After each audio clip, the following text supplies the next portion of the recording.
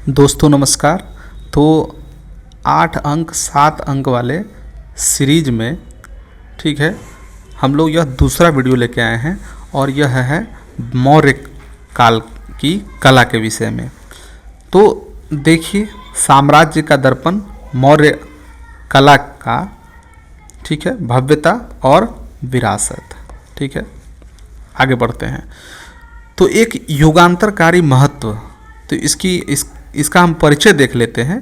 ठीक है, मौर्य कला का ऐतिहासिक महत्व इस बात में है कि इसी समय कला में मिट्टी या लकड़ी की जगह पत्थर का उपयोग शुरू हुआ, जिससे कला को स्थिरता और निरंतरता मिली। यह मौर्यों की राजनीतिक एकता, सामाजिक समृद्धि और आर्थिक सशक्तता का प्रतीक है। मौर्य कला की इसके वर्गीकरण को देखें तो मौर्य कला को 2 भागों में बांटा गया है, एक राजकीय कला के रूप में और दूसरा लोक कला के रूप में। तो राजकीय कला का अर्थ क्या हुआ कि राज्य द्वारा संरक्षित और शाही विचारधारा को दर्शाने वाली कला, जिसमें कि राजप्रासाद, स्तंभ, स्तूप, गुहा विहार, ये सभी। और लोक कला में क्या है कि स्वतंत्र कलाकारों द्वारा निर्मित और आम जनजीवन को प्रतिबिंबित करने वाली कला। इसमें मूर्ति कला, यक्ष यक्षिणी की मूर्तियां प्राप्त हुई। उसके बाद है मृदभांड, कुछ पॉटरी भी प्राप्त हुई। तो इस प्रकार से मौर्य कला को वर्गीकृत किया गया है। तो इसी वर्गीकरण में सबसे पहले हम लोग देख लेते हैं राजप्रासाद के विषय में। ठीक है, सम्राट का निवास पाटलिपुत्र का भव्य राजप्रासाद, यह स्थान अगर देखें तो वर्तमान पटना के निकट कुम्हरार में स्थित इसकी संरचना प्राप्त हुई है। इसकी विशेषताओं को देखें तो यह एक विशाल अनेक खंभों वाला सभा भवन था, जिसमें 80 पाषाण स्तंभ पाए गए। ठीक है, फर्श और छत मुख्य रूप से लकड़ी से निर्मित थे। स्तंभ लाल बलुआ पत्थर से बने थे और उन पर चमकदार पॉलिश की गई थी। भवन का आकार देखें तो लंबाई 140 फीट और चौड़ाई 120 फीट प्राप्त हुई। विदेशी यात्रियों की टिप्पणियाँ के बारे में देखें तो एरियन ने कहा था, यूनानी ये थे, एरियन ने कहा कि चंद्रगुप्त मौर्य के राजप्रासाद की भव्यता का मुकाबला सूसा और एकबेतना, ये दोनों जगह है, ठीक है, सूसा और एकबेतना के राजप्रासाद भी नहीं कर सकते। ठीक है, फाहियान जो चीनी यात्री था, यह राजप्रासाद देवताओं द्वारा निर्मित है, ऐसा उन्होंने कहा था। ठीक है, और पतंजलि द्वारा भी इस राजप्रासाद की प्रशंसा की गई थी। अब हम लोग राजप्रासाद के बाद देखिए स्तंभ के बारे में। तो धम्म के प्रहरी अशोक के स्तंभों का उद्देश्य और प्रतीकवाद, और इसमें आप याद रखेंगे कि ये चंद्रगुप्त मौर्य का ये महल था और उनके द्वारा ही निर्मित था ये। ठीक है, तो वैसे यहाँ दिया है एरियन द्वारा कहा गया चंद्रगुप्त मौर्य के राजप्रासाद, तो याद रखें। ठीक है, अशोक स्तंभ को देखें तो इसका उद्देश्य और प्रतीकवाद देखें तो निर्माण का उद्देश्य देखें तो बुद्ध के जीवन से जुड़ी पवित्र स्थलों को चिन्हित करना, किसी महान घटना के उपलक्ष्य में निर्मित करवाना, धम्म के प्रचार प्रसार से संबंधित लेख या जनता के लिए शासनादेश अंकित करना, ये निर्माण का उद्देश्य था इसका। प्रमुख विशेषताओं को देख ले तो स्तंभों के शीर्ष पर, यानी कि यहाँ की बात हो रही है, स्तंभ ये है स्तंभ, तो इसके शीर्ष की बात की जा रही है। तो शीर्ष पर फलक के ऊपर विभिन्न पशु आकृतियाँ, जिसमें कि सिंह, बैल, हाथी स्थापित है। ठीक है, यह स्तंभ पूर्णतः स्वतंत्र है एवं खुले आसमान के नीचे खड़े हैं। उदाहरण के लिए सारनाथ का सिंह शीर्ष स्तंभ धम्म चक्र प्रवर्तन का मानक प्रतीक है। स्तंभ की संरचना देखें, स्तंभ की संरचना मौर्यकालीन शिल्प कौशल की पराकाष्ठा। सामग्री और माप देखें तो पत्थर, इसमें चुनार के लाल बलुआ पत्थर से यह निर्मित था। ऊंचाई की बात करें तो ऊंचाई 35 से 50 फीट थी, वजन लगभग 50 टन, और निर्माण की बात कर ले तो एक ही पत्थर को तराश कर बनाए गए थे, यानी कि एकाश्म पत्थर से यह निर्मित था। पॉलिश की बात करें तो एक खास तरह के चमकदार पॉलिश, जिसे ओप कहते हैं, जिसकी चमक आज भी बरकरार है, वैसे पॉलिश की गई है। अब हम लोग इसकी संरचना को देखें तो स्तंभ के भाग में सबसे पहले तना को देख लेते हैं। ठीक है, ये तना, ये जो आप देख रहे हैं ये वाला हिस्सा, ये तना है। ठीक है। तो तना क्या है, नीचे से ऊपर की ओर क्रमशः पतला होता जाता है, यानी कि इस तरह से है, ठीक है, इस तरह से नीचे मोटा और ऊपर जाते समय जो है ये पतला होता जाता है, ठीक है। उसके ऊपर देखें यहाँ पर ये स्तंभ के ऊपर, तना के ऊपर देखें तो मेखला, इसको मेखला कहता है, और मेखला के जस्ट ऊपर ये उल्टा कमल की आकृति जो है ये आपको देखने को मिलती है। उल्टे कमल की आकृति के ऊपर क्या है, कंठ, इसे कंठ कहा जाता है। कंठ के ऊपर देखें तो चौकी, जिस पर पशु आकृति स्थापित होती है, और सबसे ऊपर जो है वो पशु आकृति हुआ करती है। मौर्य कला की उत्कृष्टता का प्रमाण अगर देखिए पूरी संरचना में तो सबसे महत्वपूर्ण संरचना यहाँ की पशु आकृति मानी जाती है, ठीक है। अब इन्हीं पशु आकृति के बारे में हम लोग पढ़ते हैं कि शीर्ष पर विराजमान जीवंत कला, प्रमुख स्तंभ और उनकी पशु आकृतियाँ मौर्यकालीन मूर्ति परंपरा का सर्वोत्कृष्ट उदाहरण। यथार्थता पर विशेष बल दिया गया है, जिससे पशु मूर्तियाँ जीवंत प्रतीत होती है, ठीक है। ये आप देखिए कि सारनाथ उत्तर प्रदेश 4 सिंहों की दहाड़ती हुई आकृतियां हैं जो अब भारत का राष्ट्रीय चिन्ह है, ये आप देख रहे हैं। इसके बाद रामपुरवा से जो नटुआ बैल जो ललित मुद्रा में खड़ा है, ठीक है, यह बिहार से प्राप्त हुआ है। इसके बाद लौरिया नंदनगढ़ से देखें तो बैठा हुआ सिंह, जिसे मौर्य स्तंभ में सबसे सुंदर कहा जाता है, लौरिया नंदनगढ़ याद रखेंगे। बसाड़ वैशाली बिहार से जो प्राप्त है सिंह आकृति प्राचीनतम एवं सादा मौर्य स्तंभ का उदाहरण देखने को मिलता है, ठीक है। तो हमने स्तंभों को पढ़ा और स्तंभ के ऊपर जो पशु आकृति होती है उसका भी हम लोगों ने अध्ययन किया। अब आगे बढ़ते हैं। बुद्ध की स्मृति स्तूप निर्माण कला, तो आप जानते हैं कि राजकीय कला में यह स्तूप भी आता है। तो स्तूप के बारे में हम लोग पढ़ते हैं, इसके उद्भव के बारे में, इसके विकास के बारे में। तो इसका शाब्दिक अर्थ, स्तूप का शाब्दिक अर्थ ढेर होता है, पाली ग्रंथों में इसे थूप कहा गया है, ठीक है। अशोक के शासनकाल में देखें तो यह चरमोत्कर्षता को प्राप्त किया। अशोक के शासनकाल में स्तूप निर्माण कला अपने चरमोत्कर्ष पर पहुंच गई। मान्यता के अनुसार अशोक ने लगभग 84,000 स्तूपों का निर्माण कराया था। बुद्ध की मृत्यु के पश्चात उनके अवशेषों पर 8 स्तूप और पात्र पर 1 स्तूप, कुल 9 स्तूप बनवाए गए थे। याद रखेंगे, अवशेष के लिए 8 और उनके जो उपयोग किए गए पात्र हैं, बर्तन, उसके लिए अलग से 1 स्तूप बना है। तो कुल मिला के 9 स्तूप बनाए गए थे। प्रारूप की बात करें तो सांची का स्तूप में देखें तो अशोक के समय ईंटों से बनाया गया था यह। बाद में शुंग सातवाहन काल में पत्थरों की कारीगरी इस पर की गई, ठीक है। तो अब हम लोग इस स्तूप की संरचना को देखें, ब्रह्मांड और धर्म का प्रतीक। तो इसके सभी पूरी संरचना को देखते हैं तो देखिए सबसे महत्वपूर्ण संरचना इसमें देखें तो ये है आपका सबसे पवित्र स्थान जो माना है वो हर्मिका का है, ठीक है। हर्मिका से पहले हम लोग ये देख लेते हैं, ये जो सबसे दिखाई देने वाला भाग जो है स्तूप को, जो ही स्तूप ध्यान में आता है तो ये हमें इस तरह की आकृति दिखाई देती है, तो इसे अंड कहा जाता है, ठीक है। अर्ध गोलाकार भाग है जिसके अंदर बुद्ध के अवशेष रखे जाते थे, ये है, ठीक है। इस अंड के देखें तो चबूतरे के ऊपर जो है बनी अर्ध जो है वृत्ताकार संरचना है, ठीक है। तो मेधी, हालांकि मेधी जो है यहाँ पर हाँ तो ये है मेधी, और इसके ऊपर जो देखें यहाँ पर ये है हर्मिका, ठीक है।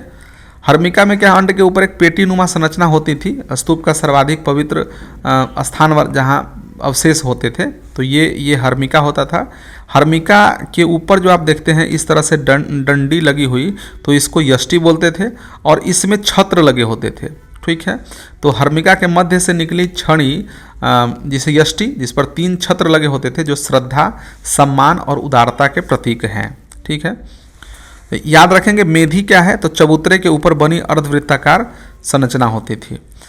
आगे बढ़ते हैं, फिर देखते हैं वेदिका। वेदिका क्या होता था, जो रेलिंग बनी होती थी इसको वेदिका कहते थे। प्रदक्षिणा पथ को घेरने वाली रेलिंग को मौर्य काल में सांची में यह क्या है कि बड़े या लकड़ी के, माने यह क्या है, यह लकड़ी के बनी हुई थी, जो बाद में किसकी बनी, पत्थर की बनी। वेदिका की बात हो रही है, ठीक है, वेदिका। और एक जो गेट होता था मुख्य द्वार, इसको तोरण बोलते थे। ठीक है, तोरण यह चारों दिशाओं में बने अलंकृत प्रवेश द्वार हुआ करते थे, तो ये इसे तोरण कहा जाता है। ठीक है, और घूमने के लिए, परिक्रमा करने के लिए जो स्थान होता था, ठीक है, जिसमें वेदिका और स्तूप के मध्य परिक्रमा हेतु निर्माण किया गया था, उसको बोलते थे प्रदक्षिणा पथ। ठीक है, तो ये प्रदक्षिणा पथ था। तो हमने स्तूप की संरचना देखी। अब आगे बढ़ते हैं और गुहा विहार के बारे में देखते हैं। ठीक है, गुहा विहार स्थापत्य, यह स्थापत्य कला का ही उदाहरण है, राजकीय कला है। तो चट्टानों में तराशे गए आवास गुहा विहार स्थापत्य। उद्देश्य क्या है इसका? तो भिक्षुओं, विशेषकर आजीवक संप्रदाय के लिए यह निवास हेतु चट्टानों को काटकर गुफाओं का निर्माण किया गया था। इसलिए इस उद्देश्य से इस गुफाओं का निर्माण किया गया। प्रमुख स्थल देखें बिहार में, तो बरावर और नागार्जुन की पहाड़ियों में यह बनाया गया था। निर्माणकर्ता की बात कर ले तो अशोक एवं उनके पौत्र दशरथ ने यह निर्माण करवाया था। याद रखेंगे, अशोक ने बरावर की गुफाओं में, बरावर की पहाड़ियों में गुफा निर्माण किया, और उनके जो पुत्र दशरथ है उन्होंने नागार्जुन की पहाड़ियों में निर्माण करवाया। संरचनात्मक विशेषताओं को देखें तो गुफाओं की छतों और दीवारों पर शीशे के समान चमकीली मौर्यकालीन पॉलिश, जो आपने पढ़ा भी होगा, जो स्तंभों पर की जाती थी, तो इस प्रकार से शीशे के समान चमकीली मौर्यकालीन पॉलिश की जाती थी गुफाओं के छतों और दीवारों पर। वास्तु विन्यास लकड़ी की झोपड़ियों का अनुकरण करता है। प्रमुख गुफाएं देखें तो बरावर पहाड़ी अशोक द्वारा निर्मित, जिसमें कि सुदामा, कर्ण चौपर, लोमस ऋषि, विश्वकर्मा। ठीक है, इसमें क्या है कि सुदामा गुफा सबसे प्राचीन माना जाता है। और नागार्जुन पहाड़ी को देखें तो दशरथ द्वारा निर्मित है। इसमें गोपिका, वादिधिखा, ठीक है, और वापिका, थोड़ा सा चेंज कर लीजिएगा, वापिका, ठीक, वापिका, वादिथिका और गोपिका, तीन जो है वो नागार्जुन पहाड़ी से संबंधित गुफाएं थी। तो हमने राजकीय कला में स्थापत्य कला को पढ़ा। ठीक है, और स्थापत्य कला में ही हमने क्या देखा? हमने स्तंभों को देखा, हमने जो चंद्रगुप्त मौर्य का क्या बोलते हैं राजप्रसाद है उसे हम लोगों ने देखा, स्तूप देखा। अब हम लोग देखते हैं जन की कला, मौर्यकालीन लोक कला का परिचय। तो लोक कला के बारे में हम लोग पढ़े तो राजकीय कला के समानांतर स्वतंत्र कलाकारों द्वारा भी कला का सृजन हो रहा था, जो आम लोगों की दैनिक जरूरतों, आस्थाओं और सौंदर्य बोध को दर्शाती थी। ठीक है, इसमें मृदभांड, ठीक है, पॉटरी और मूर्ति कला। तो उत्तरी काले पॉलिश वाले बर्तन, यानी एन भी याद रखिएगा, NBPW, northern black polished where, ठीक है, प्रमुख थे। ये अपनी चमकदार काली सतह के लिए प्रसिद्ध थे और दैनिक तथा सजावटी दोनों उद्देश्यों के लिए बनाए जाते थे। मृदभांड और मूर्ति कला में देख लें तो यक्ष यक्षिणियों की विशाल मानवाकार प्रतिमाएं भूरे बलुआ पत्थर से निर्मित और चमकदार पॉलिश युक्त, ठीक है, और मिट्टी की मूर्तियां प्राप्त हुई, जिसमें कि जानवर, पक्षी, पुरुष, महिलाएं, जो चिपकाने की विधि से बनती थी। पत्थर में गढ़ी सुंदरता, यक्ष यक्षिणी की मूर्तियां देखें तो दीदारगंज से प्राप्त यक्षिणी देखें तो इसे चामर ग्राहिणी यक्षिणी भी कहा जाता है, जो आप इस आकृति को आप देख रहे हैं। ठीक है, तो चामर ग्राहिणी धारण, ये चमर धारण किए हुए जो है चामर ग्राहिणी यक्षिणी भी कहा जाता है। सामग्री में देखें तो हल्के भूरे बलुआ पत्थर से निर्मित आकार 5 फुट की आदमकद मूर्ति। विशेषता में देखें तो चमकदार पॉलिश और नारी सौंदर्य की सूक्ष्म अभिव्यक्ति इसमें की गई है। वर्तमान में देखें तो पटना संग्रहालय में यह रखी गई है। अन्य प्रमुख मूर्तियां देखें तो पड़खम मथुरा से 7 फीट ऊंची जो है यक्ष की मूर्ति प्राप्त हुई है। बेसनगर विदिशा से 6 फीट 7 इंच लंबी यक्षिणी की मूर्ति प्राप्त हुई है। और लोहानीपुर पटना से 2 जैन तीर्थंकरों की नग्न मूर्तियां जो है कार्योत्सर्ग मुद्रा में प्राप्त हुई है। अब हम लोग देख लेते हैं कि मौलिकता बनाम विदेशी प्रभाव, ईरानी कला से तुलनात्मक इसका विश्लेषण, क्योंकि मौर्य कला पर यह प्रश्न चिन्ह लगते हैं कि यह ईरानी कला की कॉपी है, उसकी जो है नकल है, तो इसे हम लोग देख लेते हैं। तो जॉन मार्शल और पर्सी ब्राउन जैसे इतिहासकार स्तंभ पर चमकीली पॉलिश, घंटाकृति और पशु आकृति के कारण इसे ईरानी कला से प्रेरित मानते हैं। देखिए किन कारणों से मानी जाती है कि यह ईरानी कला से प्रेरित है, तो इसमें चमकीली पॉलिश, घंटाकृति, ठीक है, और पशु आकृति जो ऊपर में स्तंभों में जो दिखाई देती है। तो इसलिए क्या मानते हैं कि ईरानी कला से प्रेरित मानते हैं। तो विशेषता में देखिए, तो देखिए स्थापना में देख लेते हैं, तो इसकी स्थापना स्तंभ स्वतंत्र रूप से स्थापित होती है। मौर्य कला में देखें तो क्या है, ये स्वतंत्र रूप से स्थापित होती थी, और ईरानी कला में क्या है, स्तंभ जो है विशाल भवनों पर लगाए गए होते थे। ठीक है, स्तंभ जो है यहाँ पर मौर्य कला में स्तंभ जो होते थे, जैसे अशोक ने स्तंभ बनाया तो स्वतंत्र रूप से बनाया, लेकिन ईरानी कला में क्या है कि स्तंभ विशाल भवनों में लगाए गए हैं। निर्माण के रूप में देखें तो यह एकाश्म पत्थरों से बनते थे मौर्य कला के जो स्तंभ, लेकिन ईरानी कला में कई पत्थरों को जोड़कर इसे बनाया जाता था। ठीक है, सतह की बात करें तो इसकी सतह मौर्य कला में जो स्तंभ प्राप्त हुए हैं उसकी सतह सपाट और चिकनी हुआ करती थी। ठीक है, जबकि ईरानी कला में क्या है, वो दरारीदार जो है वो होती थी। शीर्ष आकृति की बात करें तो पशु आकृति, खास करके पशु आकृति प्राप्त हुई है मौर्य कला में, जबकि ईरानी कला में मानव आकृति जो है वो प्राप्त हुई है। आधार की बात कर ले जिस पर पशु होती थी, आप देखिए पशु होती है इस स्तंभों के रूप में, तो मौर्य कला में चौकी या आधार का अभाव दिखाई देता है, जबकि चौकी का आधार होता है इसमें। ठीक है, तो ये चीज़ें निष्कर्ष में भी यह देख सकते हैं कि सीमित प्रभाव हो सकता है, लेकिन मौर्य कला अपनी मौलिक विशेषताओं के कारण पूर्ण रूप से एक अलग पहचान जो है वो रखती है। ठीक है, तो अब हम लोग ये देख लेते हैं कि कलाकृति में प्रतिबिंबित समाज और दर्पण। तो कला के माध्यम से सामाजिक आर्थिक जीवन का चित्रण देखें तो राजप्रसाद मौर्य शासकों की शान शौकत और आर्थिक समृद्धि का परिचायक है।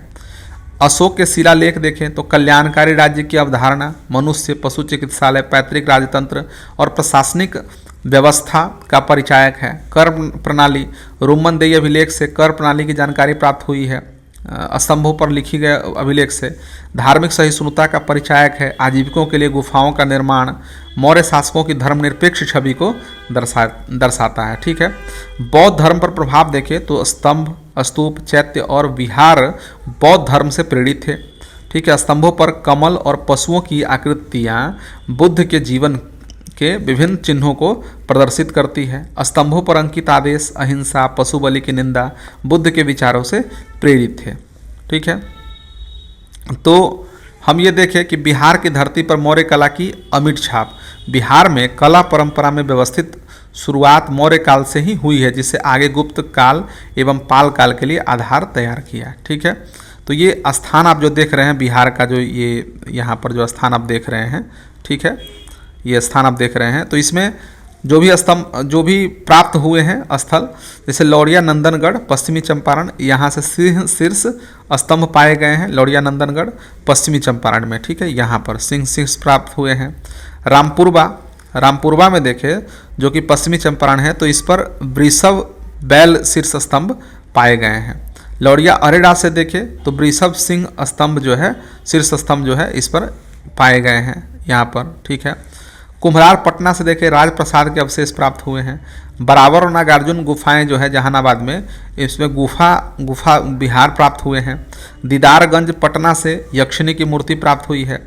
विरासत में देखिए ये स्थल आज भी बिहार में महत्वपूर्ण सांस्कृतिक धरोहर और पर्यटन केंद्र के रूप में मौजूद है। ठीक है, तो एक शाश्वत विरासत अतीत से आज तक। मौर्य काल का सारांश अगर हम देखें तो कला में पत्थर का व्यवस्थित और बृहद प्रयोग, अद्वितीय चमकदार पॉलिश ओप, राजकीय संरक्षण में स्मारकीय स्थापत्य, राजकीय और लोक कला शैलियों का अद्भुत समन्वय, कला के माध्यम से सामाजिक, धार्मिक और प्रशासनिक संदेशों का प्रसार, ये मौर्य कला का सार था।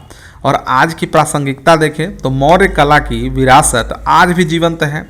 सारनाथ में पाया गया अशोक का सिंह स्तंभ स्वतंत्रता के उपरांत भारत के राष्ट्रीय चिन्ह के रूप में अपनाया गया। सबसे महत्वपूर्ण, इसी राष्ट्रीय चिन्ह को भारत के नए संसद भवन की छत पर स्थापित किया गया है, जो मौर्य कला की निरंतरता और राष्ट्रीय गौरव में उसके स्थान का प्रतीक है।